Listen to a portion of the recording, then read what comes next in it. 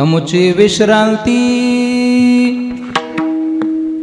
तुमचे चरण कमळापती हेची एक जाणे काया वाचा निमने काया वाचा निमने अमुची विश्रांती तुमचे चरण कमळापती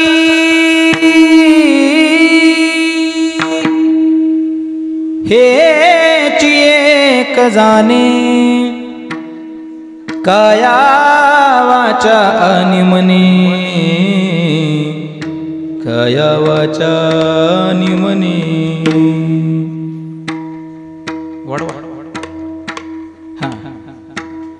पुढते पुढती नमान घालोन आलो टांगण हेची एक जाणे काया वाचा आणि मने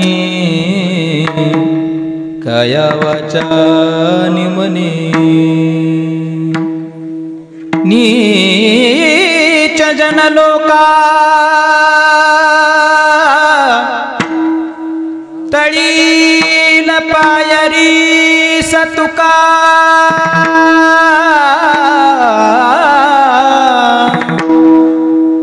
हेची एक जाणे काया वाचा आणि मने काया वाचा आणि मने विठाला विठाला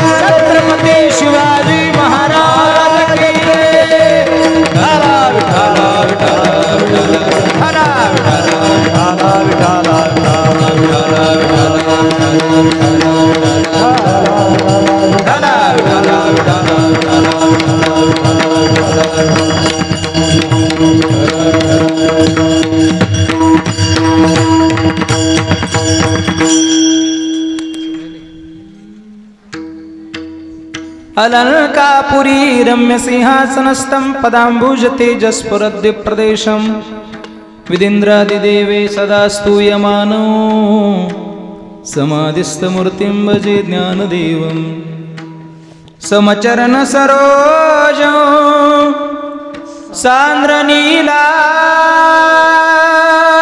भुदाभं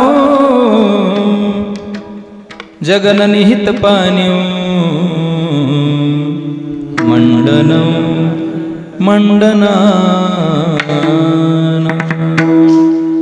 तरुण तुलसी माला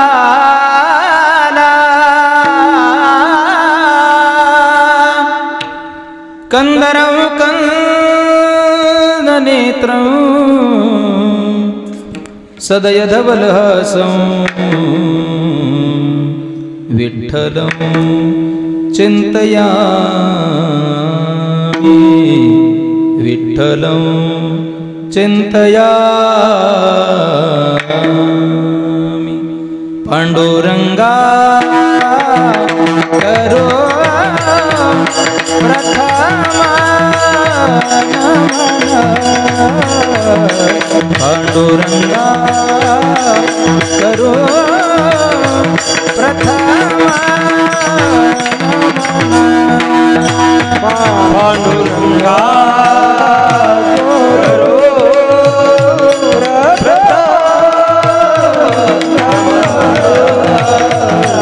पांडुरंगा करो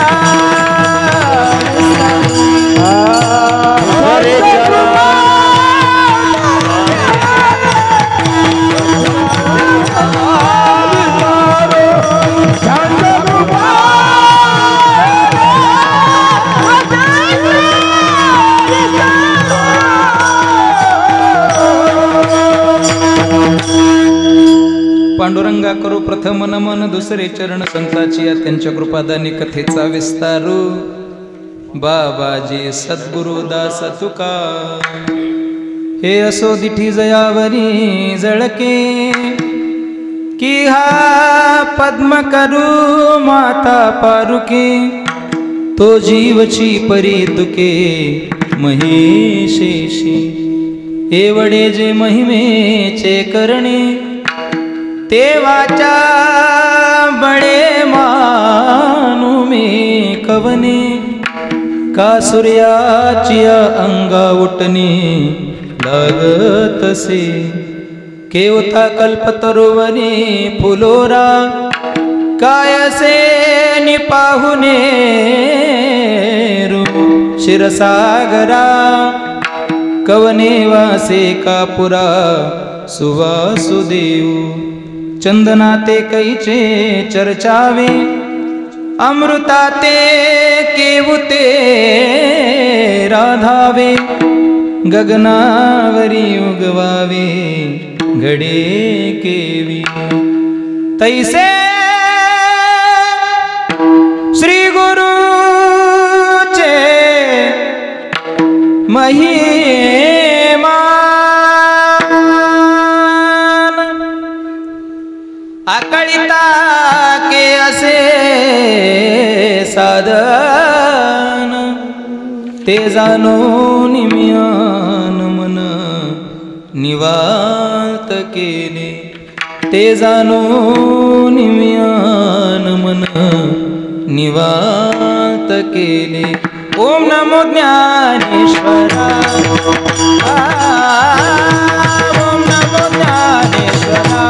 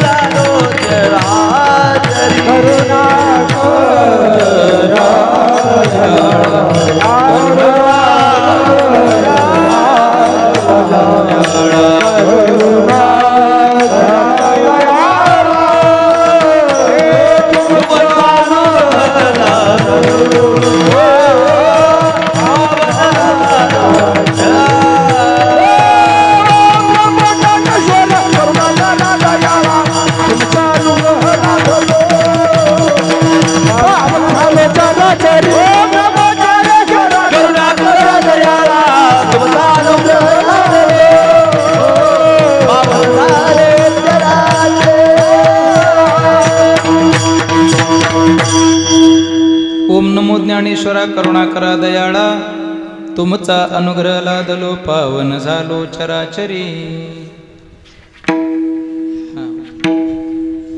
आमची विश्रांती तुमचे चरण कमळापती, हेची एक जाणे काया वाचा आणि मने. प्रस्तुत या कीर्तनरूपी सेवेकरता गायलेला अभंग श्रीमंत श्री जगद्गुरु तुकोबारा यांचा चार चरणाचा, बसलेल्यापैकी उभे असलेल्यापैकी सर्वांच्या पाठातील परिचित अतिशय प्रसिद्ध असा संत महात्म्यांच्या आयुष्यात महत्वाचं विश्रांतीचं ठिकाण समजावून सांगणारा अभंग आजच्या या सेवेकरता गायला आहे. विठाला विठाला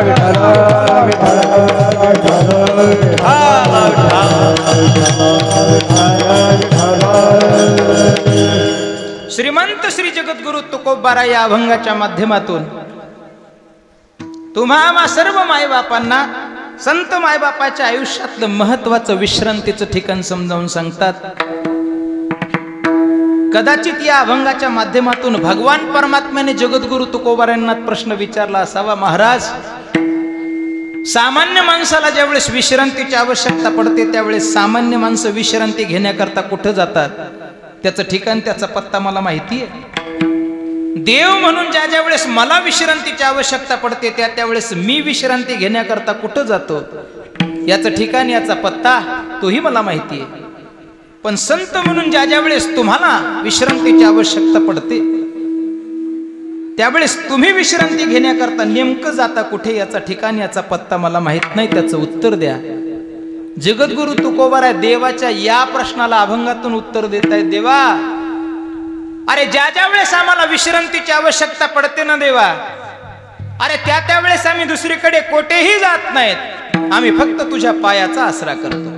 आमची विश्रांती तुमचे चरण कमळापती. देवा तुम्ही कमळापती आहात. हा कमळा शब्द लक्ष्मी करता आलाय. कमळ लक्ष्मीचं स्वरूप आहे. तुम्ही त्या कमळेचे पती आहात, तुम्ही लक्ष्मीचे पती आहात आणि आमच्या सर्व इच्छा तुमच्या पायाच्या जवळ पूर्ण होतात देवा. म्हणून आमच्या आयुष्यातली विश्रांती तुमचे चरण आहेत. महाराज, हे विश्रांती करता मिळालेले परमात्म्याचे जे चरण आहेत ते परमात्म्याचे चरण तुमच्यापासून दूर जाऊ नये याच्याकरता तुम्ही करता काय? ते जगद्गुरु तुकोबाराय उत्तर देतात, माझ्या आयुष्यातली सर्वात मोठी साधना मी केली. महाराज, परमात्म्याचे चरण माझ्यापासून दूर जाऊ नयेत याच्याकरता आता या परमात्म्याच्या चरणाला सोडून माझ्या आयुष्यात मी दुसरं काहीच जाणत नाही. हेची एक जाणे. आणि माझ्याकडच्या ज्या 3 गोष्टी आहेत त्या 3 गोष्टी मी परमात्म्याच्या चरणाजवळ वाहिल्या. कुठल्या कुठल्या? काया, काया म्हणजे शरीर. वाचा, वाचा म्हणजे डोकं. बरोबर ना? हा, आहेत का नाही चेक केले? वाचा म्हणजे डोकं. बरोबर ना? तुम्ही नाहीत ते आहेत. पोरांनो, वाचा म्हणजे डोकं. बरोबर ना? ते साऊंडवर झोपलेला पोरगा, तू एक कान फुटतीन बेटा, लांब बस. इतकं मोठ्यानं तुमचं लक्ष माझ्याकडे असू द्या. वाचा, माझी काया मी परमात्म्याला वाहिली, मी वाचा परमात्म्याला वाहिली. आणि उरलं सुरलं माझं जे मन आहे तेही मी परमात्म्याच्या चरणावरती वाहिलं. काया, वाचा आणि मने. महाराज, आमचा एक आणखीन एक प्रश्न आहे. हे परमात्म्याचे चरण सहजासहजी कोणाला मिळत नाहीत. योगी ऋषी जपी तपी संन्यासी रात्रंदिवस त्याला पाहण्याकरता प्रयत्न करतात पण तो त्यांच्या स्वप्नातही जात नाही. पण तुम्हाला मात्र विश्रांती घेण्याकरता तो परमात्मा मिळाला. आता असं होऊ शकतं की जगाला मिळालं नाही, मला मात्र मिळालं. कदाचित तुमच्या अंतःकरणात अहंकार निर्माण होऊ शकतो. मग तो जर निर्माण झाला तर त्याची व्यवस्था काय? तुकोबाराय व्यवस्था सांगतात, अहंकार निर्माण होऊ देणारच नाही. पण कदाचित जर झालाच तर मी काय करणार? फार गोड साधना तुकोबारायांनी सांगितली. आयुष्यातल्या सगळ्या माणसांनी आयुष्यभर ती साधना करावी. इतकी सोपी साधना तुकोबाराय सांगतात. मी पुन्हा पुन्हा नमस्कार करणार. पुढती पुढती नमन. या पुढती पुढती शब्दाचा अर्थ होतो पुन्हा पुन्हा. नमन करणे म्हणजे नमस्कार करणे. मी पुन्हा पुन्हा वाकणार आणि त्या नम्रतेच्या बळावरती हे परमात्म्याचे चरण मी माझ्यापासून दूर तर जाऊ देणारच नाही, पण अहंकार हे मनामध्ये निर्माण होऊ देणार नाही. महाराज, ही वाकणारी माणसं आम्हाला समाजात रोजच पाहायला मिळतात. पुढचं सांगा, हे वाकून एखाद्याचा अहंकार जातच नाही, त्याच्या पुढे बोला. तुकोबाराय सांगतात, नमन करू नये जर अहंकार गेलाच नाही तर मी लोटांगण घालायला सुद्धा मागे पुढे पाहणार नाही. कशाला म्हणतात लोटांगण? शरीराची 8 अंग जमिनीला लागावी त्याला म्हणतात लोटांगण. गालोनिया लोटांगण. महाराज, आम्हाला हेही मान्य नाही. ही नमस्कार करणारी लोटांगण घालणारी समाजामध्ये भरपूर माणसं आपण पाहतो, पण त्यांच्या अंतःकरणातला अहंकार मात्र आतापर्यंत दूर झाला नाही. तसं तुमच्या बाबतीत घडलं तर मग काय? तुकोबाराय सांगतात, त्याची व्यवस्था मी केली आहे. याच्याही पुढे जर जाण्याची वेळच आली आणि नीच स्तराला जाऊन जर मला सेवा करण्याची संधीच मिळाली तर मी त्याही स्तराला जाण्याच्या तयारीत आहे. नीच जन लोका तळील पाय रे सतुका. विठाला विठाला विठाला.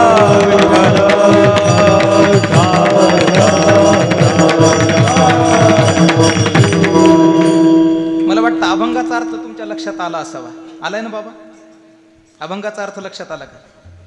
हा, नाही?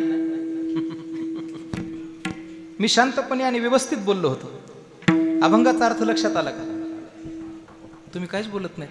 मी चहा पिऊन येऊ का तोपर्यंत? तुम्ही विचार करा.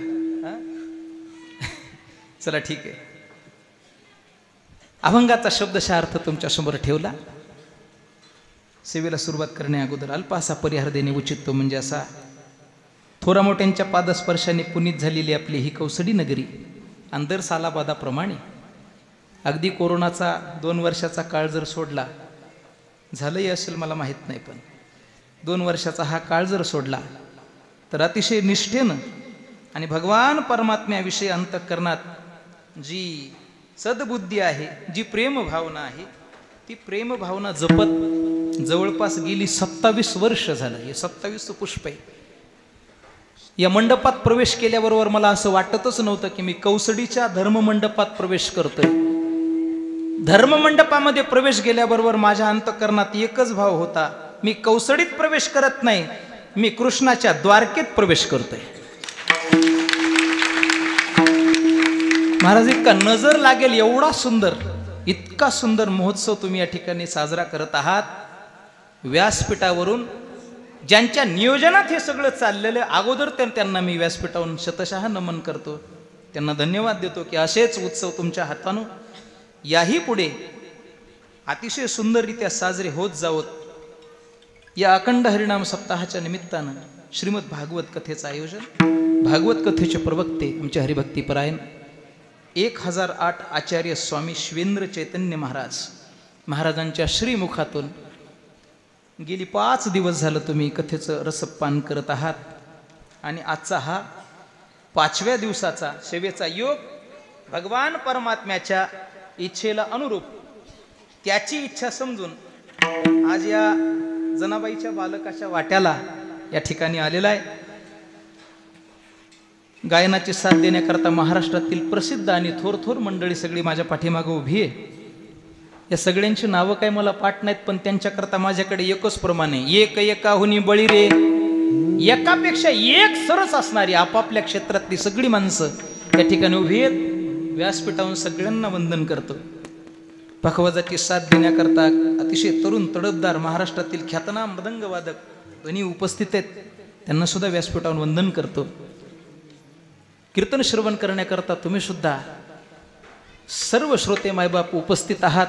तुमच्या चेहऱ्यावरचं तेज, तुमच्या चेहऱ्यावरची आभा, तुमच्या चेहऱ्यावरचा उत्साह मला सांगतोय की माझ्यासारखे अनेक महाराज लोक तुम्ही कसे गंदगोळीसारखे उगाळून कपाळाला लावलेली माणसं माझ्यासमोर बसली आहात. व्यासपीठावरून मी तुम्हाला सगळ्यांना वंदन करतो. इकडे माता मावल्या सुद्धा आपल्यापेक्षा दुप्पट संख्येनं उपस्थित आहेत. माझ्या माया मावल्यांना सुद्धा व्यासपीठावरून इकडे वंदन करतो. या कीर्तन परंपरेला ज्यांची नितांत आवश्यकता आहे ती म्हणजे आमची ही बालगोपाल आणि आमचा सगळा तरुण वर्ग. मला वाटतं या कौसडी गावाचं हे विशेष असावं, ही सगळी तरुण पोरं अगदी समोर फ्रंट लाईनला बसलेली आहेत. शक्यतो हे कीर्तनात बॅक बेंचर्स असतात. हिंदी शब्द येतो तुम्हाला कळणार नाही. बॅक बेंचर्स हिंदी शब्द आहे, बरोबर ना? का उर्दू आहे? हा, माझं इंग्रजी कच्च आहे जरा, त्याच्यामुळे तुम्ही लक्ष देऊन ऐकत चला फक्त. ऐका ना, ज्यांची वारकरी संप्रदायाला आणि माझ्या हिंदू धर्म संस्कृतीला नितांत आवश्यकता आहे ती सगळी मंडळी ऐकण्याकरता या ठिकाणी उपस्थित आहेत. नाहीतर ते महाराज लोकांची टिंगळ टवाळी करत तिकडं मागं बसलेले असतात. कसा आहे पहा, कसा आहे पहा, कसा आहे.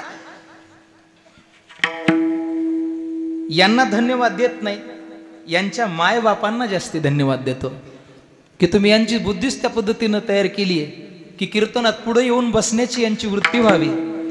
यांच्या मायबापाला विशेष धन्यवाद आहेत. पिता दयाचे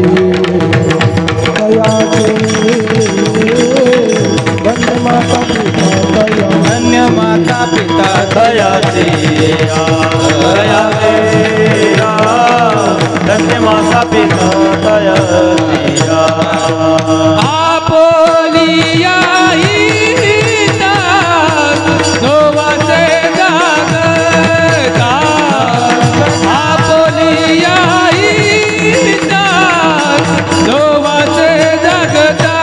पुली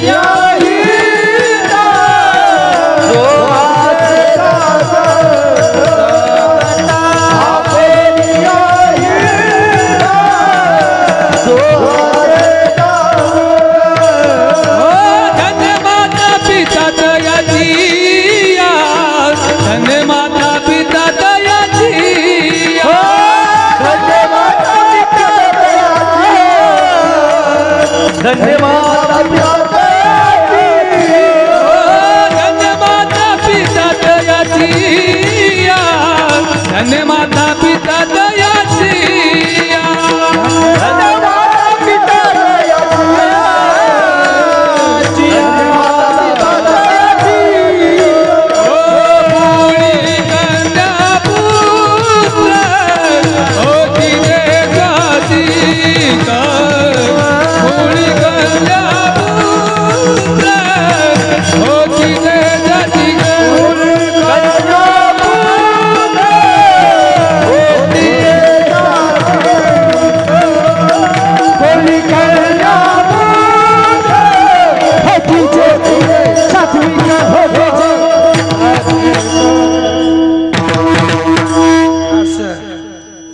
कालची सवय लागली काय की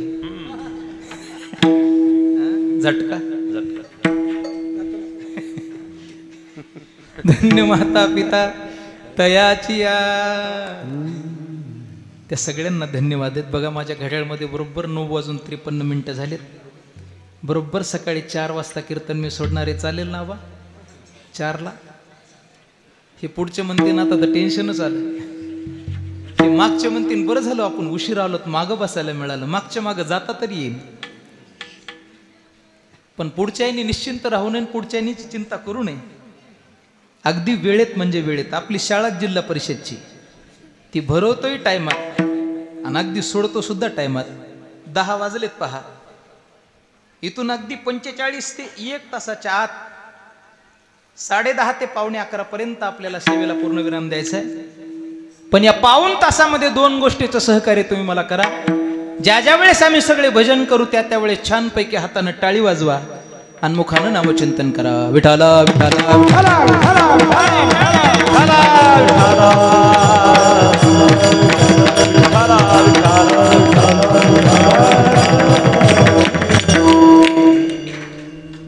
महाराज काही जणांनी टाळी वाजवलीच नाही.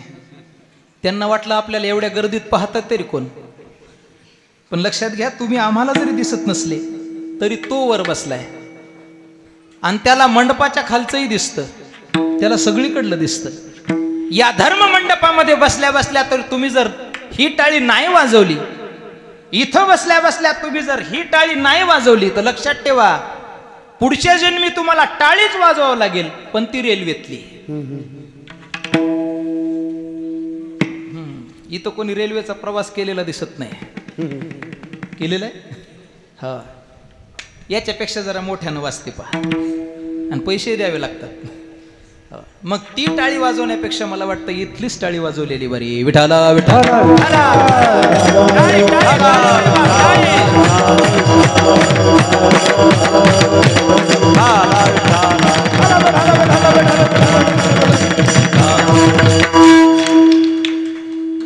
सद्गुरू जशी बुद्धी देतील त्या पद्धतीनं भंगावरती चिंतन मांडण्याचा प्रयत्न करूयात. कीर्तन अगदी काजू बदामाच्या ताटाप्रमाणे मी करणार आहे. जिलेबीन चिवडा नाही. सेवेकरता गायलेला अभंग श्रीमंत श्री जगद्गुरु तुकोबरायांचा आहे. या प्रस्तुत अभंगाच्या माध्यमातून संतश्रेष्ठ जगद्गुरु तुकोबराय स्वतःच्या जीवनातलं महत्वाचं विश्रांतीचं ठिकाण समजावून सांगतात. त्या विश्रांती शब्दाला धरूनच आपल्याला पुढे जायचं. ऐका, तुमच्या आमच्या जीवनामध्ये दादा विश्रांतीला फार मोठं महत्व आहे. विश्रांतीशिवाय माणसाच्या जीवनात उत्कर्ष नाही हो. विश्रांतीशिवाय माणसाचं जीवन पुढे जाणं नाही. विश्रांतीला माणसाच्या जीवनामध्ये किती मोठं महत्व आहे ऐका. अरे साधारणतः पुढचं जर पाऊल टाकायचं असेल तर अगोदर मागच्या पावलाला काय करावी लागते? विश्रांतीच द्यावी लागते, विसावाच द्यावा लागतो. ज्यांचं वाचन चांगलं असेल त्यांना माझे शब्द लक्षात येतील. ऐका, विश्रांतीशिवाय चालणं जर नसेल तर माणसाच्या जीवनामध्ये विश्रांतीला किती मोठं महत्व असेल.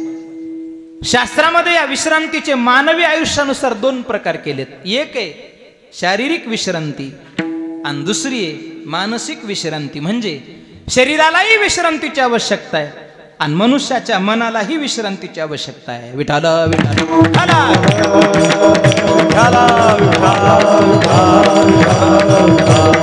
पण या 2 विश्रांतीमध्ये फार मोठी गंमत आहे, फार मोठी तफावत आहे. एखाद्या वेळेस माणसं शरीराची विश्रांती घ्यायला जातील तर ती शरीराची विश्रांती माणसाला मिळूनही जाते. मिळते ना, नक्की मिळते. इथं कष्ट करणारी माणसं बसलेली आहेत. मला सांगा, दिवसभर शेतामध्ये राब राब राब मनुष्य राबला, 7-8 तास घाम गळेपर्यंत जर शेतात काम केलं ना, तर संध्याकाळी आल्याबरोबर विश्रांतीची मनुष्याला आवश्यकता पडते. आणि ती विश्रांती आपण घेतही असतो. साध्या भाषेमध्ये तिला काय म्हणतात? झोप, आराम. बेटा लेकिन तुम्हारे लिए आराम हराम है. ऐका, तुमची दशा ती ना, आता आरामाची दशा नाही तुमची. आता 2 वर्ष तुम्ही लय आराम केलाय. आणि मला वाटतं बघा, सुचला म्हणून विषय, परमात्म्यानं या धावपळीच्या युगामध्ये माणसं सारखी धावतायत. त्याला कुठंतरी विश्रांती मिळावी, मराठी भाषेमध्ये त्याला कुठंतरी ब्रेक मिळावा, याच्याकरता मला वाटतं 2 वर्षाचा ब्रेक देऊन टाकला. 2 वर्षाचा. घराच्या बाहेर निघू दिलं नाही माणसं, त्याने घराच्या बाहेर सुद्धा पडू दिलं नाही. ऐका, शरीराला विश्रांती मिळवायची असेल तर रात्री 7-8 तासाची छान झोप घेतली की सकाळी उठल्याबरोबर शरीर असं ताजतवानं होतं, उत्साही होतं, पुन्हा आपण कामाला लागू शकतो. शरीराला विश्रांती मिळून जाते. ऐका, पण मनाची गंमत मात्र फार वेगळी आहे. मनुष्याच्या मनाला जर विश्रांती मनुष्य शोधायला जाईल तर मनुष्याच्या मनाला विश्रांती मिळणं फार दुरापास्त, फारच कठीण आहे. मनुष्याच्या मनाला विश्रांती मिळूच शकत नाही. फार कठीण नाही गोष्ट आहे, फार कठीण आहे. का बरं मनुष्याच्या मनाला विश्रांती मिळत नाही? कल्पना करा ना, बघा, मिळतच नाही विश्रांती. कल्पना करा, दिवसभर जर डोक्यामध्ये एखादं टेन्शन असेल ना, टेन्शन करतं का पोळानं तुम्हाला? टेन्शन, मराठीत त्याला चिंता म्हणतात, बरोबर? मराठीत कितवीला असते?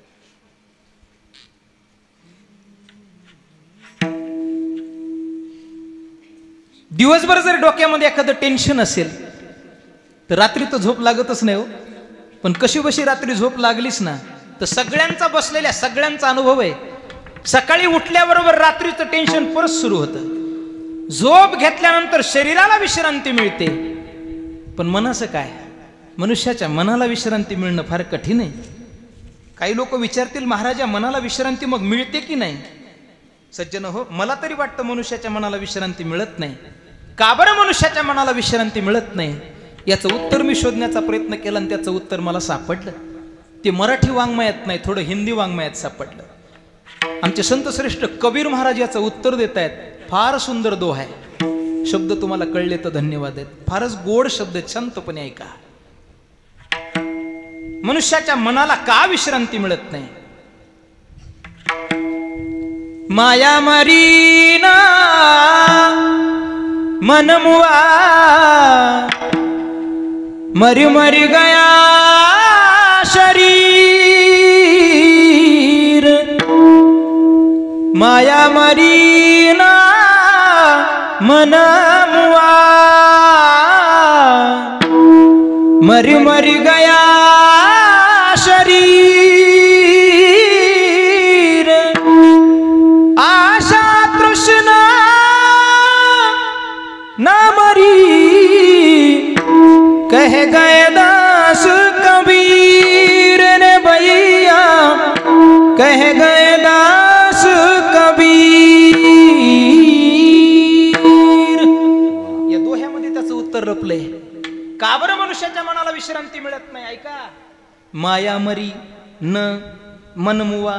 मला वाटतं हिंदी जरा चांगली कळत असेल, माझी हिंदी थोडी कच्ची आहे. ते उमेश महाराज सांगतात ना, हमें हिंदी आती लेकिन मध्ये मध्ये हेलपाटे खाती. आपली मराठवाड्यातली हिंदी सांगू का? मैं गया था जेवने को, जेवने को हात में दा कोल्डॅस का तांब्या. कोल्डॅस कळतं का? चांगलंच कळते बाबा. पंक्ती चालू आहेत काय रोज? हा, जमलं मग. सपाटाच असेल रोज त्याच्यावर. मराठवाड्यातल्या त्या भोजनाच्या ताटाचा विशेष आहे हा. ऐका, हाथ में था कोल्डॅस का तांब्या, रस्ते में था चिकल मेरा पाय घसऱ्या, मैं भी पड्या, तांब्या भी सांड्या, कोल्डॅस भी सांड्या. ही आपली हिंदी आहे. संत श्रेष्ठ कबीर महाराज उत्तर देत आहेत, अरे शरीराला विश्रांती का मिळते? मरी मरी गया शरीर. सगळ्यांची प्रमाण पाठ येतं. शरीर एक दिवस संपणारी वस्तू आहे. आणि मनाला का विश्रांती मिळत नाही? माया मरी न मन मुवा कधीच मरत नाही, कधीच संपत नाही. म्हणून मनुष्याच्या मनाला विश्रांती नाही. विठाला विठाला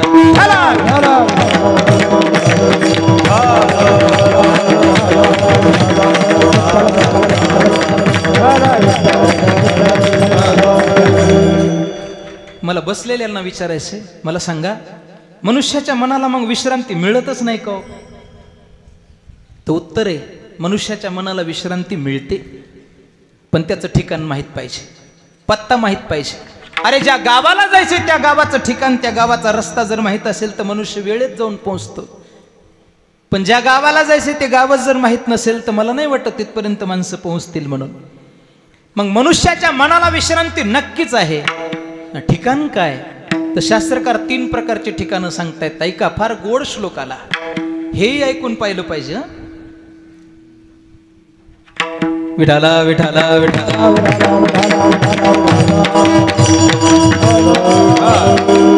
संसार तापदग्धाना त्रयो विश्रांती हेतवः अपत्यं च कलत्रं च सतां संगती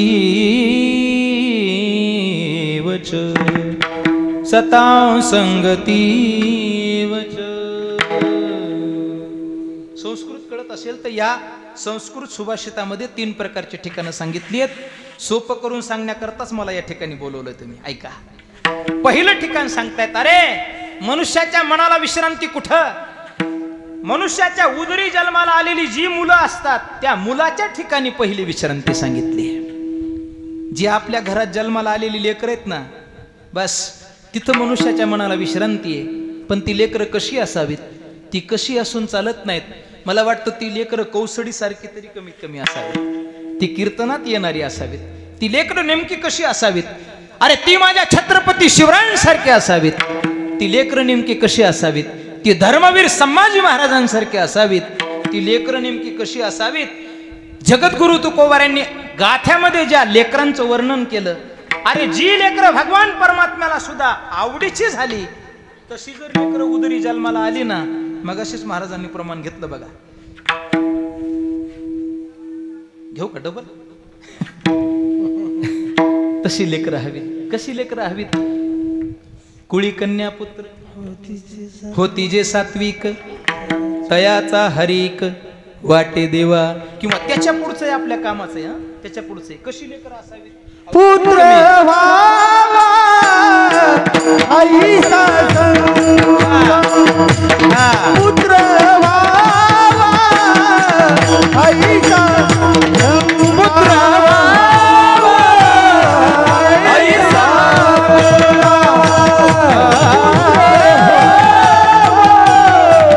आईचा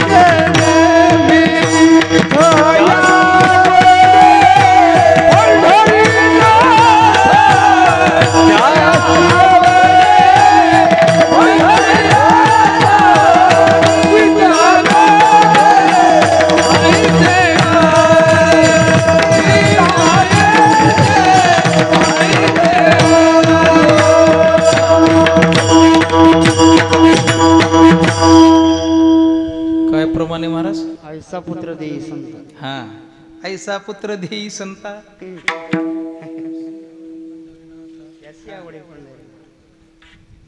ठीक आहे.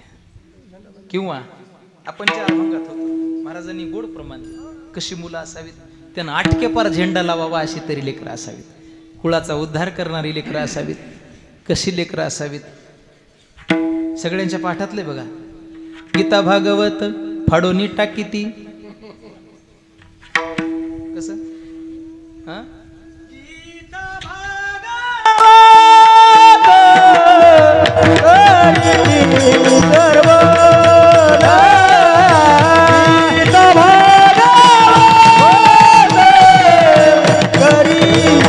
सर्व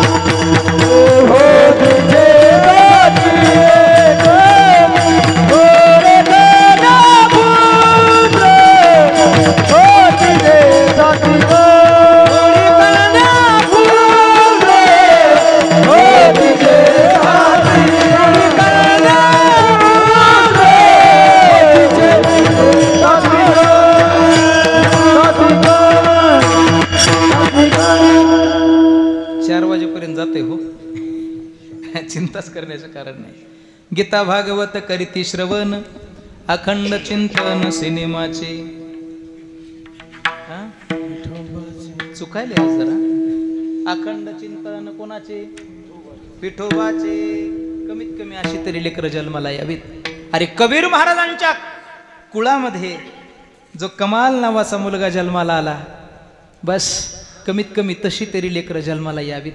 पण आपलं कसं आहे महाराज, आपल्या घरामध्ये तशी लेकरं जन्माला येणं शक्य नाही. शिवरायांनी प्रत्येक घरामध्ये जन्म घ्यावा अशी माझी इच्छा आहे आणि सगळ्यांचीच इच्छा आहे. पण शिवराय प्रत्येक घरात जन्म घेत नाहीत. का घेत नाहीत त्याचं कारण आहे. आपल्या मराठवाड्यात म्हण प्रसिद्ध बघा एक, बाप तैसा कुंभार वैसा इकडे आहे का? मला वाटलं आमच्या गंगाखेडकडेच एक काय. पुढं काय त्याच्या पुढचं जे मराठी वाचत असतील त्यांच्या लक्षात आहे.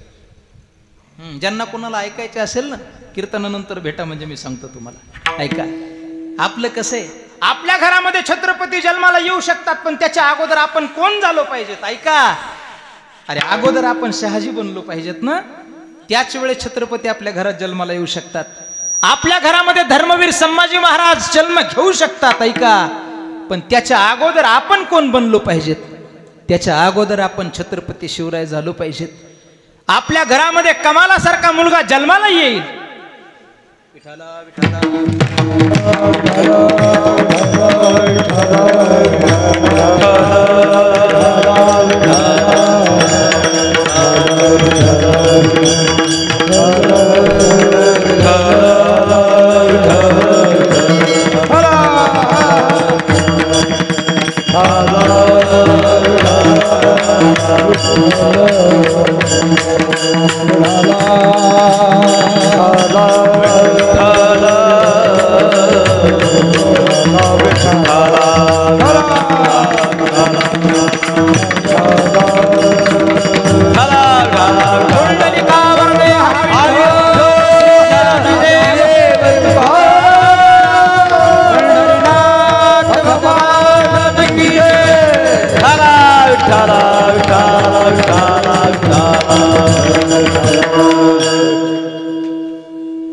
कुठवर आलं तर कीर्तन आपलं मंदिराच्या पुढं पुढं होतं.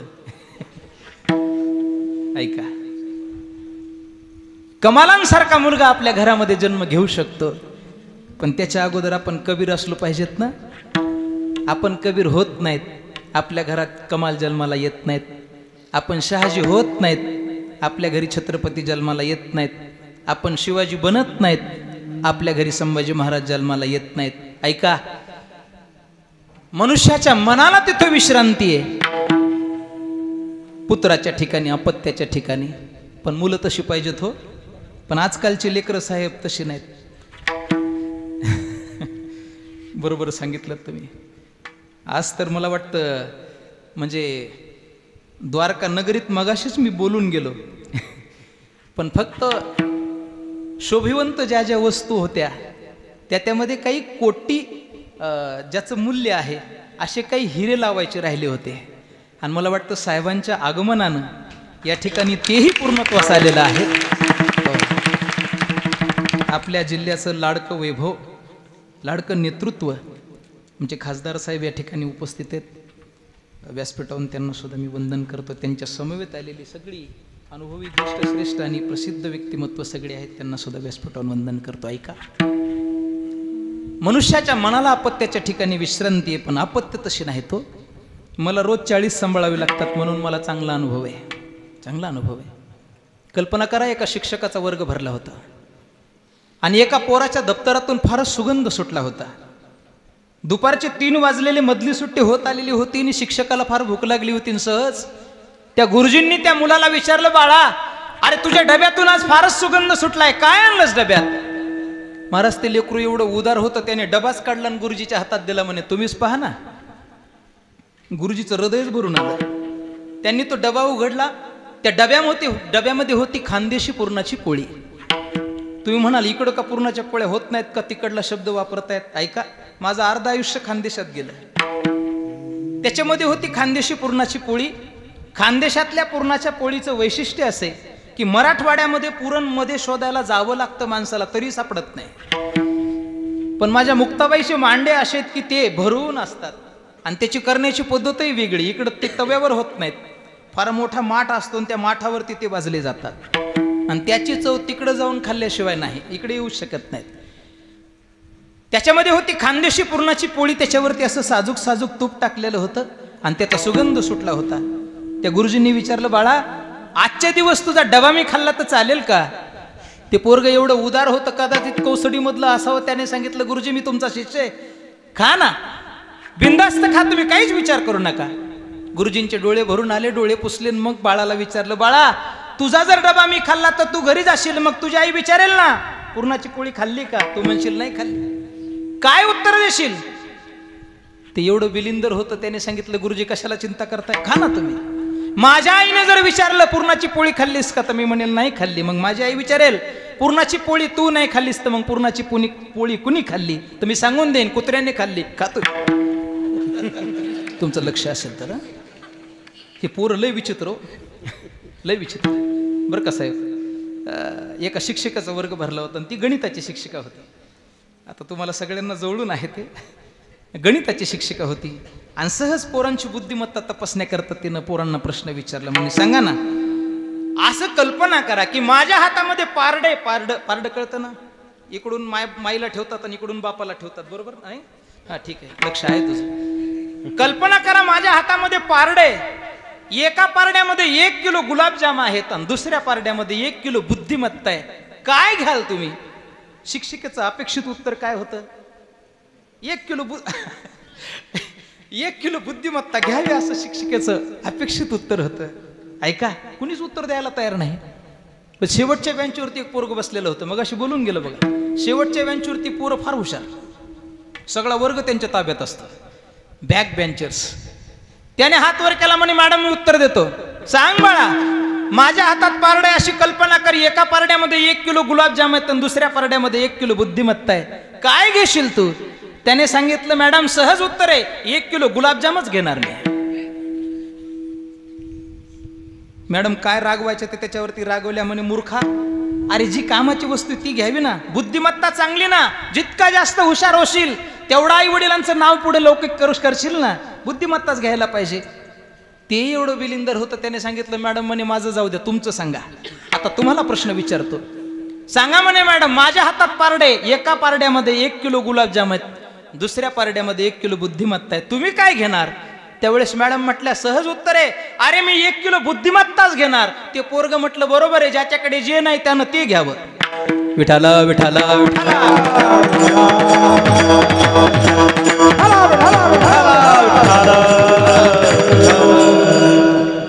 काही जणांच्या डोक्यावरून गेला असेल कदाचित. साधा होता, पण काही जणांनी दाद दिली नसल्यामुळे मला वाटलं ते डोक्यावरून गेलं काही. कारण काही जणांना बुद्धी असते आणि काही जणांचा नुसताच मंडप टाकलेला असतो. कळणाऱ्याला हेही कळलं नसेल, जाऊ द्या. काही जणांना काहीच कळत नाही हो, फारच कठीण काम असतं, लयच बुद्धिमत्ता कमी. 120 किलो वजन झालेली स्त्री डॉक्टरकडे गेली, सहज आठवलं म्हणून. डॉक्टर साहेब बघा ना, माझे गुडघे थकले हो, एवढ्या वजनानं मला पेलत नाही, आता चालवत सुद्धा नाही. म्हणे काय अडचण काय? म्हणे वजन कमी करण्यासाठी काहीतरी उपाय सांगा. डॉक्टर म्हटले, मग उपाय आहे माझ्याकडे, वजन तुमचं कमी होऊन जाईल. आता इथले माझ्याकडे पाहू नका, माझ्याकडे औषध नाही, हे दृष्टांतातले. वजन कमी करण्यासाठी काहीतरी औषध सांगा. डॉक्टर म्हटले, तुमचा आहार काय ते सांगा ना. आहार कळतो ना, जेवण किती आहार घेतात ते सांगा. त्या बाईनं सांगितलं, काही नाही, जास्त नाही, एका टायमाला 20 चपात्या खाते, 2 पातेलं भात खाते, 2 पातेलं भाजी खाते, बस, जास्त नाही. डॉक्टर म्हटले, मग मिळालं ना औषध, वेगळ्या औषधाची गरजच नाही. म्हणे काय औषध आहे सांगा ना.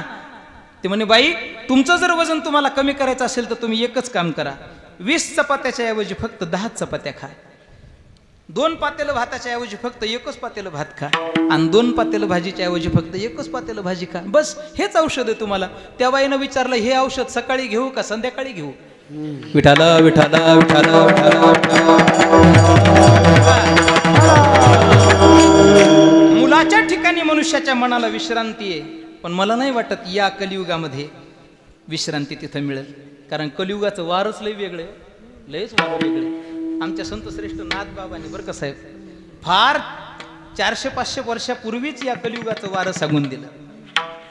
ऐका या कलियुगाची थोरी, पुत्र तो होईल पित्याचा वैरी, व्रतारा सांडोनी घरोघर फिरतील नारी, ऐसा शकून दादा ऐका निर्धारी. काय सुंदर वर्णन केलं.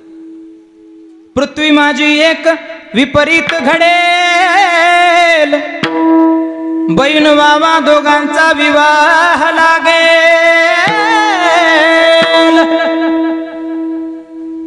पुढे सांगूच का. 5 वर्षाची कन्या दादा व्रतार मागेल, 6 वर्षाची कन्या दादा गर्भीन राहील. निर्गुण निराकार, निर्गुण निराकार दादा माहूर माझे गाव.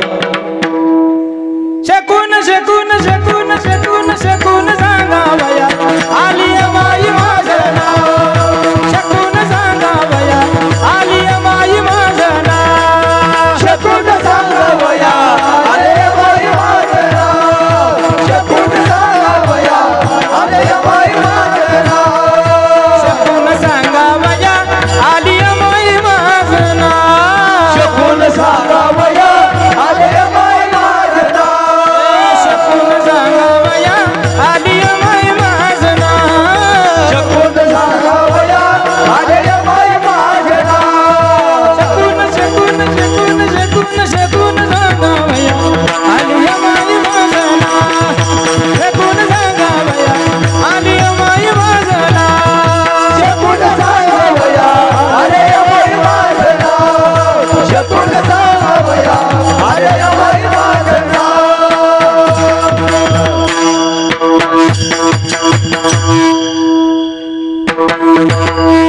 ठीक आहे.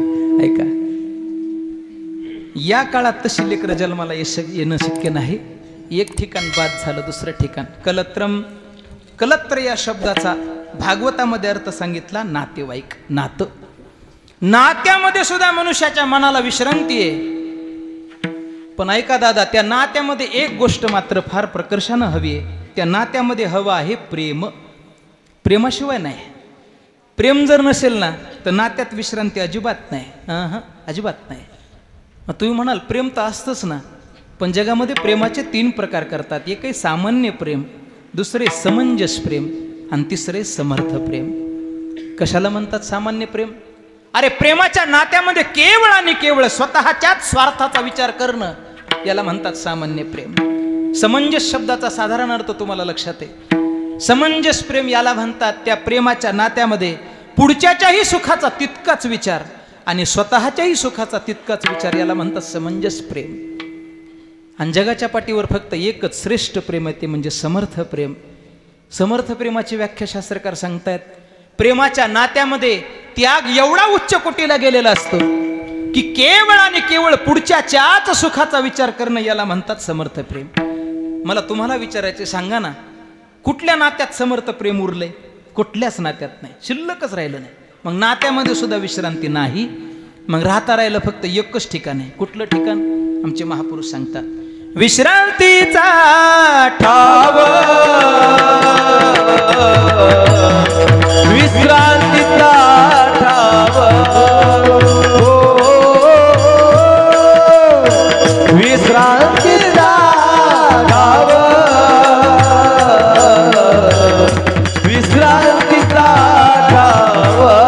पायी संताची आभा, पायी संताची आभा, पायी संताची आभा,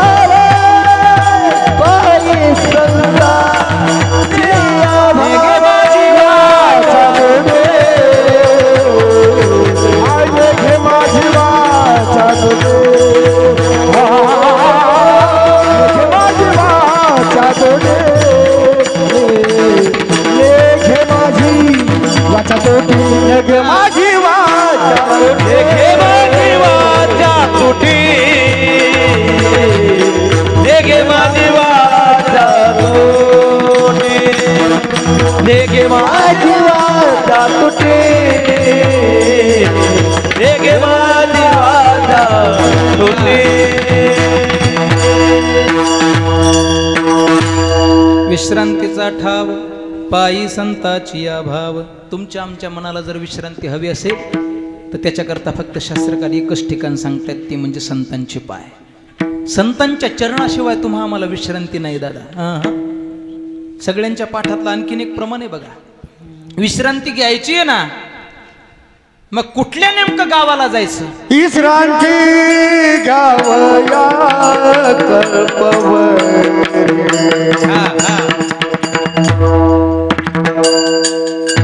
विश्रांती गावया कल्पवरी विश्रांती गावया कल्पवरी विश्रांती गावया कल्पवरी नामा म्हणजे देवा सर्वात या ठाया विश्रांती गावया कल्पवरी विश्रांती गावया नामा म्हणे देवा सर्वात या ठाया विश्रांती गावया कल्पवरी विश्रांती गावया कल्पवरी. देवाला जर विश्रांती घ्यायची असेल तर देवाला विश्रांती घेण्याकरता या प्रमाणात ठिकाण सांगितलंय. जरा स्टेशन पुढचं होतं पण अलीकड गाडी थांबली असू द्या, काय हरकत नाही. तुम्हा मला जर विश्रांती घ्यायची असेल तर विश्रांतीचं ठिकाण सांगतायत संतांचे पाय. जाशी तरी जा रे जाशी तरी जा रे संताची गावा जाशी तरी जा रे होईल विसावा होईल विसावा होईल विसावा तेथे मना जाशी तरी जा रे संताची गावा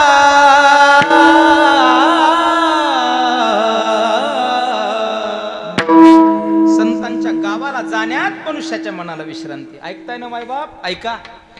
देवाला विश्रांती कुठं? महाराजांनी प्रमाण दिलं. नामदेव महाराज त्याचा पत्ता सांगतात. नामा म्हणे देवा चला कौसडीला. तुमचं लक्ष आहे ना? कौसडीला नाही, कुठं? 84 सिद्धांचा सिद्ध बेटी मेळा. देवा चला तिथं आपल्याला सगळ्याला जायचंय. आता आळंदीची मार्गक्रमण आपल्याला सगळ्यांना करायची आहे. महाराज देवाचा पत्ता जर तुम्ही शोधायला जाल ना तर त्याला तिथंच पत्ता आहे हो. त्याला विश्रांती सुद्धा तिथंच आहे. सगळ्यांच्या पाठातला एक अभंग आहे बघा. सगळ्यांच्या येत असेल तर सगळ्यांनी गायचं आहे. मी पुढे म्हणणार आहे, तुम्ही सगळ्यांनी पाठीमागे. ज्या सुखा कारणे किती सुख म्हणायला काय हरकत. मला वाटतं कौसडीमध्ये गेली 27 वर्ष झाली या ठिकाणी या अखंड हरिनाम सप्ताहाची योजना आहे. आणि तुमचा एवढी वर्ष झालं ऐकून ऐकून असा सूर तानसेनासारखा नक्कीच झालेला असेल.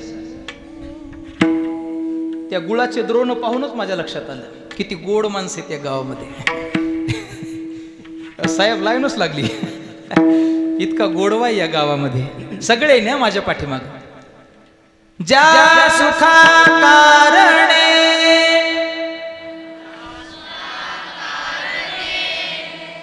कमीत कमी परभणीला आवाज गेला पाहिजे. आणि परभणीच्या लोकांनी विचारलं पाहिजे कौसडी में क्या चल रहा है. तुम्ही इकडून म्हणू नका इधर फॉक चल रहा है. चला पुढे. सगळे एकसुरात. ज्या सुखा कारणे देव वेडावला. ज्या सुखा कारणे देव वेडावला. वैकुंठ सोडून संत सदनी राहिला.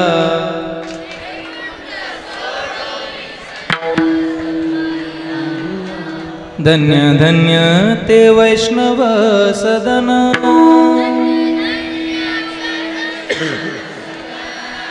जेते लक्ष्मी सहित शोभे नारायण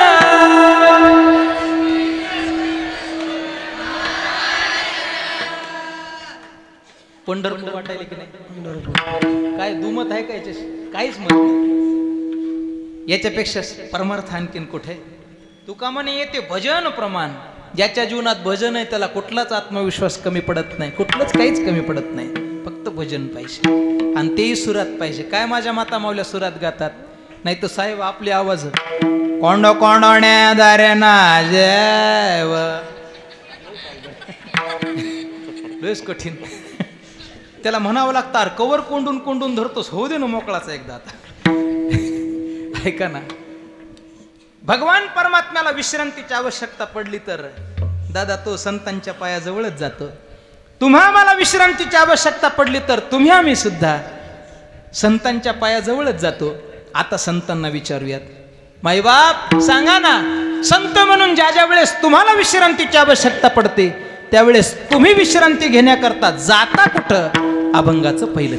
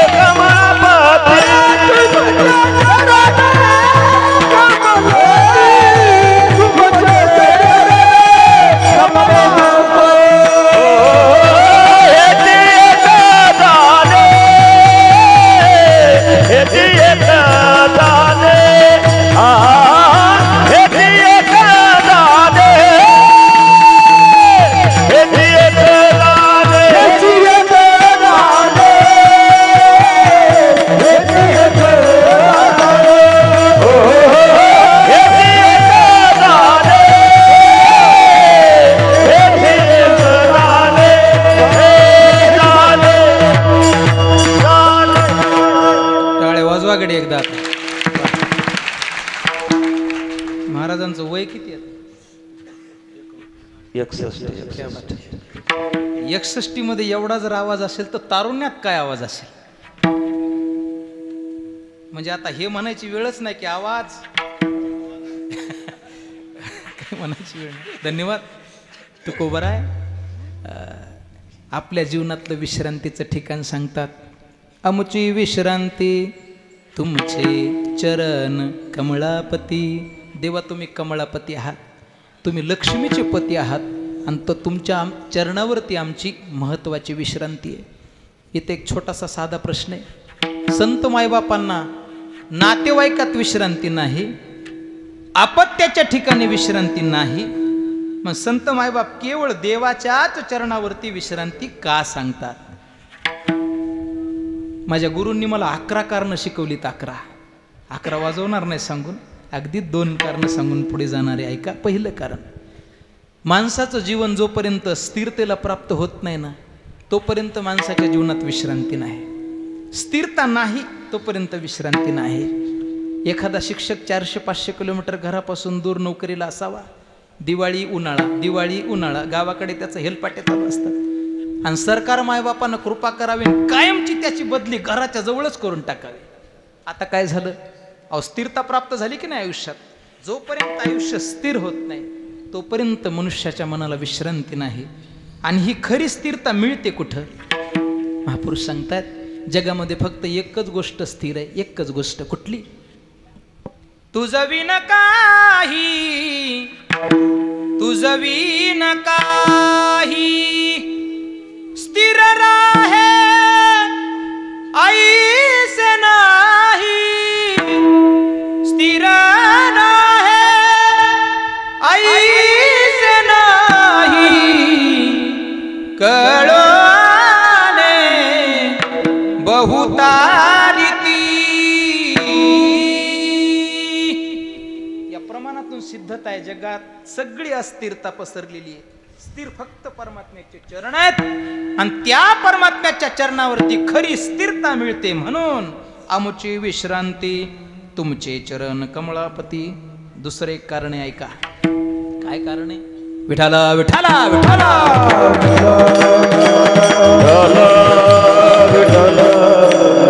या अभंगातच तो शब्द आलाय बघा, कमळापती. जोपर्यंत ती कमळा आपल्याला मिळत नाही, म्हणजे सिनेमातली नाही, तिकडे जाताना कमळा हा शब्द लक्ष्मी करता आलाय. जे वाचन करत असतील त्यांच्या लक्षात येईल. मग जोपर्यंत भरपूर प्रमाणामध्ये लक्ष्मी आपल्याला मिळत नाही ना, आपल्या लक्ष्मीच्या इच्छा पूर्ण होत नाहीत, तोपर्यंत जीवनात विश्रांती नाही, विश्रांती नाही. मग महाराज ती लक्ष्मी तरी कुठं मिळते आम्हाला? ऐका ना, त्या लक्ष्मीचाही पत्ता कुठे आहे तो थोडंसं तुम्ही भागवत ढोंडाळून पहा. गेली 27 वर्ष झालं तुम्ही भागवत ऐकतायत. ज्यावेळेस ते समुद्रमंथन होते, समुद्रमंथन कोणाकोणामध्ये पकवाजा बुवातन महाराज, हा दोघातनं तुमचं लक्ष असेल तर इकडं लक्ष द्या. ते समुद्रमंथन होते देव आणि दानवामध्ये, आणि त्या समुद्र मंथनातून अनेक प्रकारची रत्न बाहेर पडली साहेब. एक हेच आहे त्याच्यावरती नेहमी मंगलाष्टक गायलं जातं. लक्ष्मी स्तुभ पारिजात कसुरा. तुम्ही म्हणताल तुला हे येते का? कीर्तन बंद पडले तर बरे लोकांचे लग्न लावायचे, कशाला मागं राहायचे, दोन्ही डगरीवर पाय ठेवून. ऐका, त्या समुद्र मंथनातून लक्ष्मी माता बाहेर निघाल्या साहेब. लक्ष्मी माता 33 कोटी देवानी रांग लावली नो, कशा करता? ही लक्ष्मी मला मिळाली पाहिजे, ही लक्ष्मी मला मिळाली पाहिजे, ही लक्ष्मी मला मिळाली पाहिजे. आणि 33 कोटी देव आजही त्या इच्छेत आहेत की लक्ष्मी मला मिळाली पाहिजे. मला सांगा कौसडीकर, तुम्ही रात्रंदिवस एवढे शेतामध्ये राब राब राब राब कष्ट करता, देवासाठी की कशासाठी हो? लक्ष्मीसाठी. एवढे हाडाची काढ करता, रक्ताचं पाणी करता, रात्रीचा दिवस करता, दिवसाची रात्र करता, हे सगळं कशासाठी? लक्ष्मीसाठीच ना. हे सगळं ह्याची टोपी त्याच्या डोक्यावर, त्याची टोपी त्याच्या डोक्यावर, त्याची टोपी त्याच्या डोक्यावर, त्याची टोपी त्याच्या डोक्यावर, सगळ्याच्या टोप्या आपल्या डोक्यावर, हे सगळं कशासाठी? लक्ष्मीसाठीच ना. एवढा 70-80 किलोमीटरचा प्रवास करून मी तुमच्या गावात कीर्तन करण्यासाठी आलो. महाराज लोकांचं सांगितलं की कशा गुदगुल्या होत्या. ऐका ना, हे जर सगळं लक्ष्मीसाठी चाललं असतं ना बरं का साहेब, तर 2 वर्षामध्ये जवळपास 101 महाराज लोकांनी आत्महत्या केल्या असत्या. 101. पण त्याच्यामध्ये आमच्या साहेबांचा फार मोठा दानशूरतेचा हात आहे, फार दानशूरतेचा. मी जवळून पाहिले.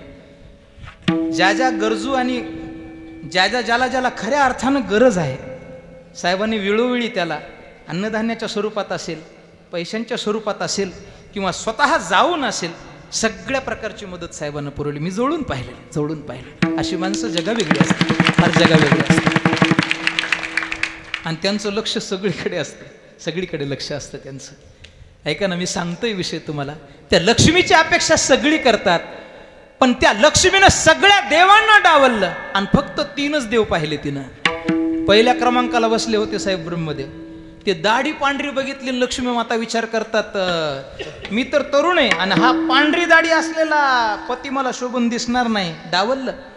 पुढे माझे महादेवजी बसले होते आणि महादेवजीकडे दृष्टी टाकल्याबरोबर मनात विचार करतात, हा पती करण्यास योग्य आहे.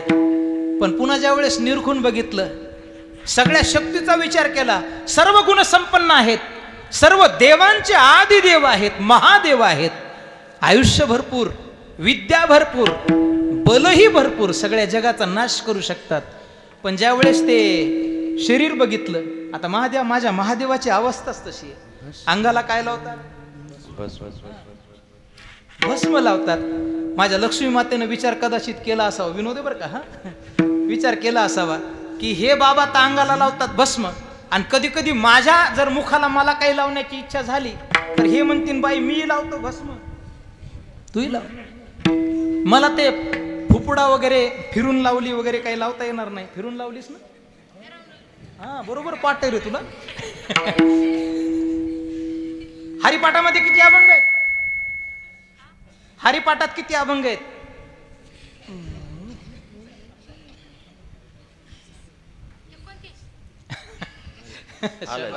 साधलो, जवळ आलं. ठीक आहे, धन्यवाद आहे तुला. ऐकत असशील बाळा, तू ऐकल्यामुळे चांगलंच होतं माणसाच्या आयुष्यामध्ये, तुझी सगळी स्वप्न पूर्ण होतील. अरे लक्ष्मी मातेनं महादेवजींना सुद्धा डावललं आणि पुढे माझा परमात्मा बसला होता बरं का साहेब. फारच सुंदर गवळण नाही. आणि त्या परमात्म्याला पाहिल्याबरोबर लक्ष्मी मातेच्या मनात काय विचार येतो ऐका. पाहिला पाहिला नंदाचा नंदन, पाहिला पाहिला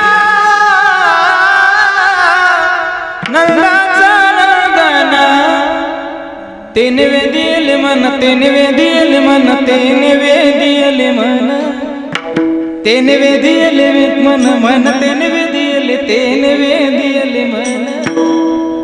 पाहिला पाहिला नंदाचा नंदन, पाहिला पाहिला नंदाचा नंदन, पाहिला पाहिला नंदाचा नंदन, पाहिला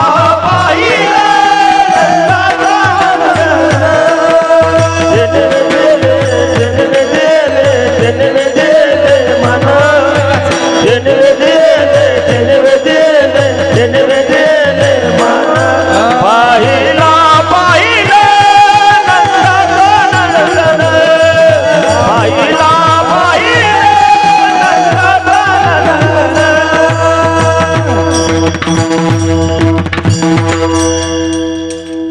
काय काय म्हणावंच वाटते. देवाला पाहिल्याबरोबर तर वेड्या पिशा झाल्या. तेरा किसने किया श्रृंगार सावरे, तेरा किसने किया श्रृंगार सावरे, लगे दुल्हा सा दिलदार सावरे, तेरा किसने किया श्रृंगार सावरे. वेड्या पिशा झाल्या, वेड्या पिशा. आणि देवाला विनंती करतात, देवा माझा स्वीकार करा. ते मोठे खट्या खेळतो येण्याचे खेळावा. ते म्हटले हट, मला सगळे आवडतात, फक्त तू आवडत नाहीस. जमलं का आता? एवढ्या सगळ्यांना डावलून आले परमात्म्या, तुमच्या करता आले, स्वीकार करावा लागेल. लक्ष्मी मातेचा स्वीकार माझ्या परमात्म्यानं केला. काय म्हणून स्वीकार केला? फार गोड ओवी आली हा, ऐका. मग सर्वस्वे करून सेवा, अभिमानो सांडुनी पांडवा, ते पाय धुवा वयाची या दैवा, पात्र झाली, पात्र झाली. पाय लक्ष्मीचे हाती, पाय लक्ष्मीचे हाती, पाय लक्ष्मीचे हाती, हाती हाती, पाय लक्ष्मी, पाय लक्ष्मीचे हाती, पाय लक्ष्मीचे हाती, पाय लक्ष्मीचे हाती, पाय लक्ष्मीचे हाती.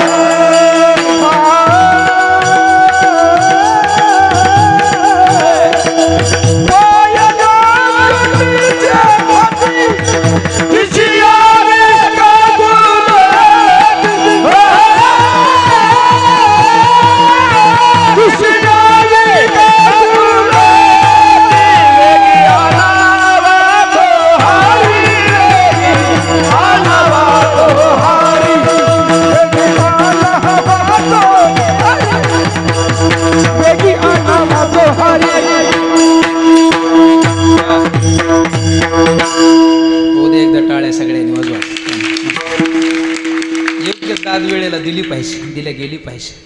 अगदी जीव तोडून गायलं ते, फार सुंदर, अप्रतिम. पाय लक्ष्मीचे हाती. लक्ष्मी कुठे? लक्ष्मी परमात्म्याच्या चरणाजवळ.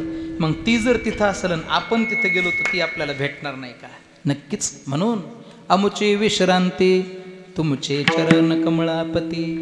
महाराज सांगा ना, 11:15 वाजत आले, आटपायचे आता, लवकर सांगा महाराज. हे मिळालेले जे चरण आहेत, काय असतं सामान्यपणे जगामध्ये माणसाचे जीवन जगत असताना एखादी वस्तू माणसाला मिळाली ना, तर ती वस्तू शेवटच्या क्षणापर्यंत टिकून राहावी याच्याकरता माणसं प्रयत्नशील असतात, प्रयत्न करत राहतात.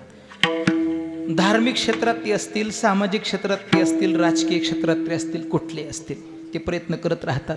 जगद्गुरु तुकोबारांना विचारूयात, महाराज सांगा, हे मिळालेले परमात्म्याचे चरण दूर जाऊ नये त्याच्याकरता तुम्ही काय नेमकी साधना काय करता? तुकोबारा साधना सांगतात अभंगाच्या दुसऱ्या चरणात.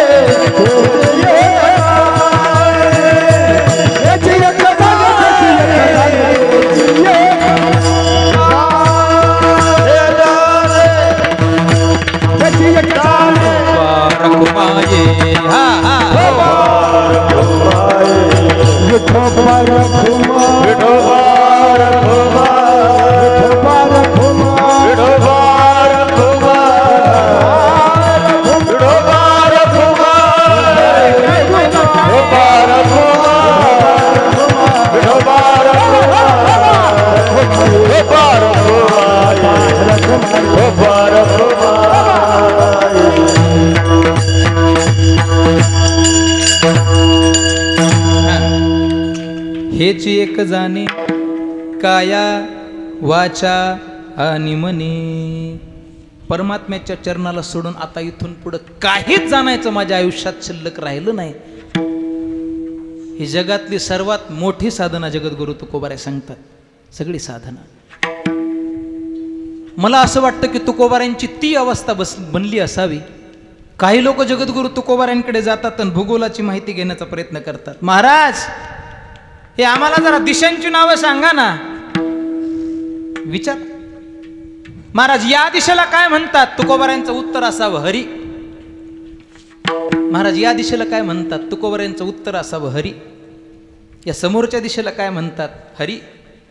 या पाठीमागच्या दिशेला काय म्हणतात? हरी. या मुख्य 4 दिशा सोडून आणखीन 4 उपदिशा असतात. महाराज त्याही दिशांची नावं काय आहेत? कदाचित तुकोबाराय म्हटले असावेत, त्यांनाही हरीच म्हणतात. ह्या झाल्या 8 आणि आणखीन 2 असतात पहा. कुठल्या रे? ते म्हणे तापत झाला बाबा, आता जाऊ दे, असू दे, मी त्याच्यासाठी चालू आहे बाळा. ऐक, एक असते वरची दिशा आणि एक ऊर्ध्व, आणि या 2 दिशा आहेत. तुकोबारांना त्याही दिशांची नावं विचारली असावी, तर तुकोबारांनी त्याही दिशांची नावं हरीच सांगितली असावी. हेच एक जाणे, 10 दिशांना आम्हाला फक्त परमात्मा दिसतो हेच आम्ही जाणतो. जाणणंच आयुष्यात शिल्लक राहिलं नाही. त्यांना भगवान परमात्मा कशा स्वरूपात दिसू लागला आहे का? फार गोड प्रमाणे. चाल कदाचित सगळ्यांच्या पाठातली. हा, विठ्ठल विस्तारला जनी सप्त ही पाताळे भरणी, विठ्ठल व्यापक त्रिभुवनी, विठ्ठल मनी मानसी, विठ्ठल व्यापक त्रिभुवनी, विठ्ठल मनी मानसी, विठ्ठल व्यापक त्रिभुवनी, विठ्ठल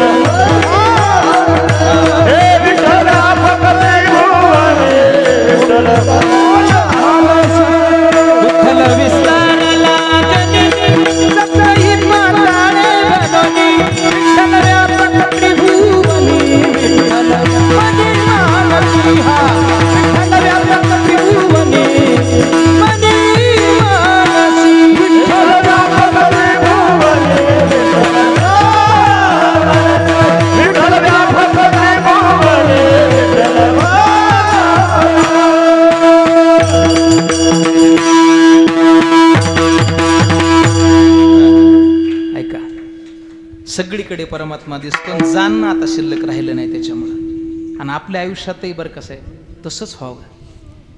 तुकोबारायांनी 3 प्रकारच्या गोष्टी माझ्या परमात्म्याला वाहून दिल्या. त्याच्यापैकी पहिली गोष्ट तुकोबाराय वाहतात, काया, माझं शरीर मी देवाला देऊन टाकलं.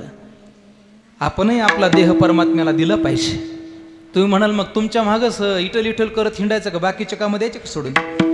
तर परमात्म्याला शरीर प्रदान करणं याचा अर्थ असा होतो, अरे ज्या व्यवसायात असाल तो व्यवसाय इमानी इतबारी करा, बस.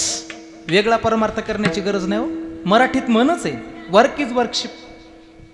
मराठीत म्हणच आहे, मराठीत म्हणच आहे, वर्क इज वर्कशिप. बरोबर मराठीत.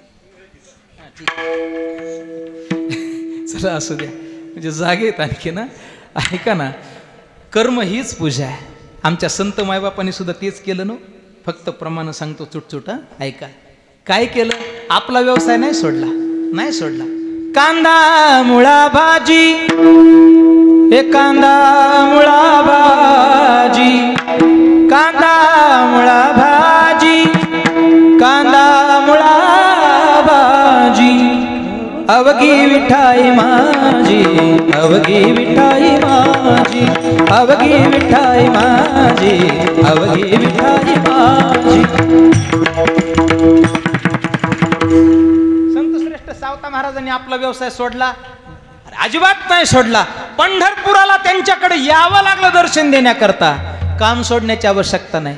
त्यांनी सुंदर शेतीच केली, बाग फुलवला बाग, आणि त्याच्यातच परमात्मा साधला. म्हणजे शरीर देवाला दिलं. पुढे सांगू ऐका. देवा तुझा मी सोनार, देवा तुझा मी सोनार, तुझे नामाचा व्यवहार, तुझे नामाचा व्यवहार.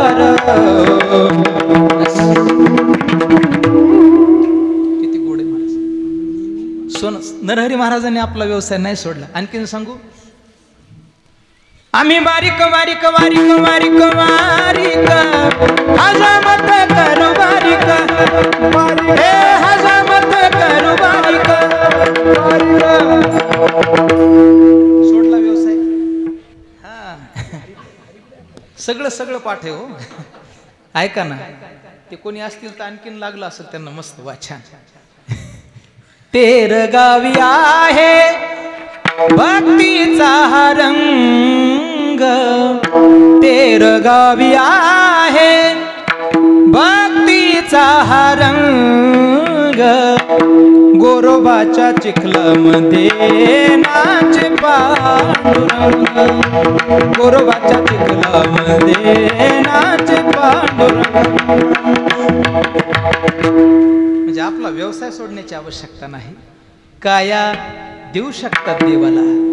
अरे सीमेवरती काम करणाऱ्या प्रत्येक सैनिकांना आपली काया देशाकरता दिली ना. मग त्यानं काया जर देशाकरता दिली असेल तर या व्यासपीठावर वचन ऐका, त्यानं देशाकरता काया नाही दिली, त्यानं देवाकरताच काया दिली.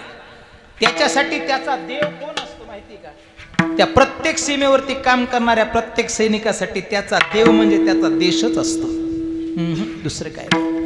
मला सांगा, ज्यावेळेस दिवाळीच्या सुट्ट्या लागतात सगळे आपापल्या घरी असतात, सगळे आपल्या घरी असतात, पण ते बिचारे मात्र आपण सुरक्षित दिवाळी साजरी करावी याच्याकरता ते रात्रंदिवस तिथं पहारा देत असतात. त्याला नाही वाटत आपल्या घरी यावं, त्याला नाही वाटत का आपल्या घरच्या समवेत दिवाळी साजरी करावी. अरे वाटतं ना. सुंदर अशी पत्नी घरी वाट पाहत असते, तिच्याकरता आपण आपल्या आयुष्यातला वेळ द्यावा असं त्याच्या अंतःकरणात येत नसेल. महाराज नक्कीच येतं. पण शरीर देशाकरता समर्पित केलेलं असतं. अरे आपल्या अंतःकरणातल्या भावना बाजूला ठेवतो आणि देशाकरता मरायला सुद्धा तयार होतो. याच्यापेक्षा देवासाठी केलेला त्याग दुसरा जगातला कुठला असेल, कुठला असेल. तो प्रत्येक सैनिक काय म्हणतो तरुण मंडळी ऐका.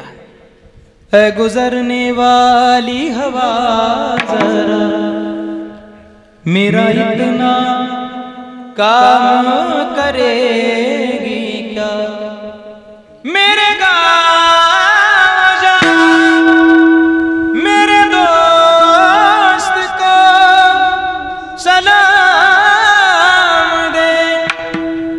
वही थोड़ी दूर है घर मेरा, मेरे घर में है मेरी बूढ़ी माँ, मेरे माँ के पैरों को छू के तू उसे उसके बेटे का नाम दे, उसे उसके बेटे का नाम दे।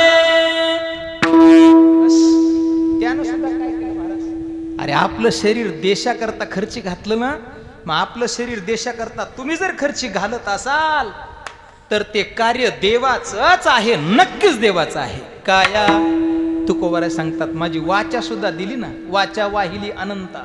बस आता बोलण्याचं कामच संपलं, माझंही संपलं. बोलण्याचं कामच संपलं, बोलायचं काम राहिलं नाही. आणि तुकोबारा सांगतात, माझं मन सुद्धा मी परमात्म्याला दिलं. एक अभंगच आहे बरं का साहेब, फार गोड अभंग आहे, कदाचित तुम्ही ऐकलंय असेल. घे घे माझे वाचे गोड नामा विठोबाचे. त्या अभंग सगळ्या घरी गेल्यानंतर तपासून बघा, सगळ्या अवयवाला त्या अभंगात सूचना आहेत. आणि माझं मत असे, माझ्या गुरूंनी आम्हाला शिकवलंय की शरीराचा प्रत्येक अवयव परमात्म्याकरता लागत नसेल तर ते मनुष्य शरीर असून उपयोगाचं नाही, ते जनावराचं शरीर आहे, जनावराचं शरीर आहे. ऐका, है आँख वो जो शाम का दर्शन किया करे, है आँख वो जो शाम का दर्शन किया करे, है शीश वो जो प्रभु चरण में वंदन किया करे, बेकार वो मुख है जो रहे व्यर्थ बातों में, बेकार वो मुख है जो रहे व्यर्थ बातों में, अरे मुख वो है जो हरि नाम का सुमिरन किया करे.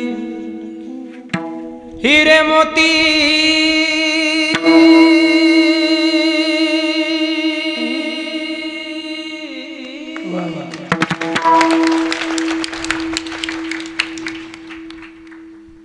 आजच्या दक्षिणेत एवढंच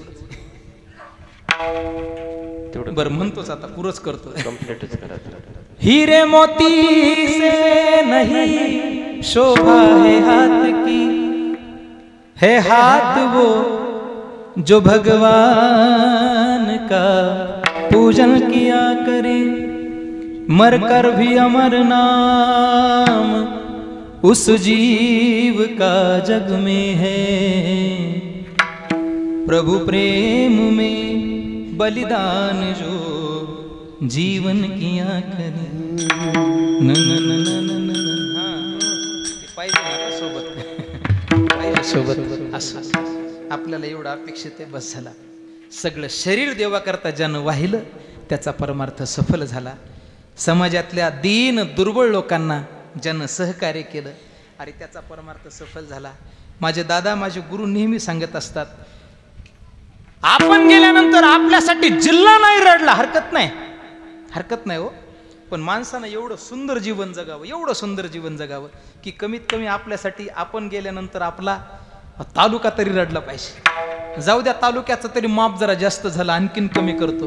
कमीत कमी आपण गेल्यानंतर आपल्यासाठी आपलं कौसडी गाव तरी, इतकं तर सुंदर जीवन माणसानं जगलं पाहिजे की नाही.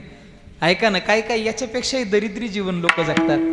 अरे ते गेल्यानंतर त्यांची गल्ली तर त्यांच्या शरीर रडतच नाही, पण ते गेल्यानंतर म्हणले घरचेच रडत नाहीत, घरचेच ह्याची जाण्याची वाट बघतात. मला साहेबांकरता ते शब्द गायचेत. मी जवळून पाहिले, 2 वर्ष साहेबांचं कार्य मी माझ्या डोळ्यांनी आणि प्रत्यक्ष अनुभवलंय. प्रत्येक गरिबाकरता साहेबांनी काम केलंय, प्रत्येकासाठी, प्रत्येकाच्या घराघरापर्यंत साहेब पोहोचलेत. ऐका, प्रत्येकाच्या घराघरापर्यंत. माणूस त्यालाच म्हणतात, कबीर महाराजांचे शब्द आहेत, माणूस त्यालाच म्हणतात. कोणाला म्हणतात? किसी के काम जो आए उसे इंसान कहते हैं, पराया दर्द अपना आए उसे इंसान कहते हैं. ये दुनिया एक उलझ कई धोखा कई ठोकर, कोई जीता है हंस हंस कर, कोई जीता है रो रो कर।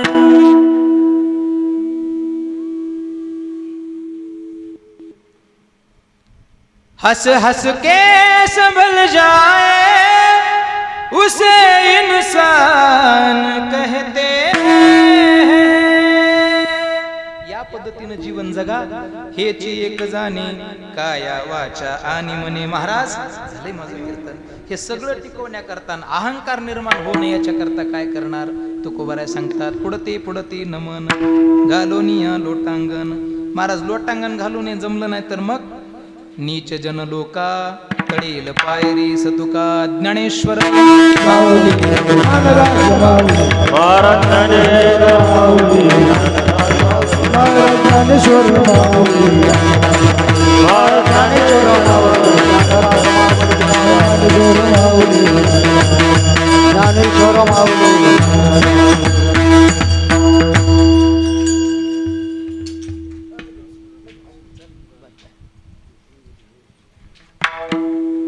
याच ठिकाणी सेवा पूर्णविराम पावते। बोलण्याच्या ओघामध्ये काही वेडेवाकडे शब्द गेले असतील तो माझ्या वाणीचा दोष आहे। अंतःकरणपूर्वक ते सगळं परत करा। माझ्या गाडीची डिक्की मोठी घेऊन जातो घरी आणि चांगलं काही वाटलं असेल तर निश्चित ते घरी घेऊन जाण्याचा प्रयत्न करा। कीर्तनामधून अशा चांगल्या चांगल्या गोष्टी माणसानं घेऊन गेलं पाहिजे बरं का साहेब। मी एके दिवशी असंच बोलून गेलो, कीर्तनातून माणसानं चांगल्या चांगल्या गोष्टी घेऊन गेलं पाहिजे। एकानं माझा नवा बुटच नेला, जमलं का म्हणलं, आपलंच आपल्यावरच आणलं त्यानं। असं द्या, फार आनंद वाटला, फार सुंदर या ठिकाणी नियोजन आहे, खूप गोड नियोजन आहे। वाजवणारे खूप सुंदर आहेत, गाणारी तर बस नजर लागेल इतकी सुंदर गाणारी माणसं आहेत। व्यासपीठावर पुनश्च एकदा सगळ्यांचे धन्यवाद देतो। आमचे समोर ज्यांचं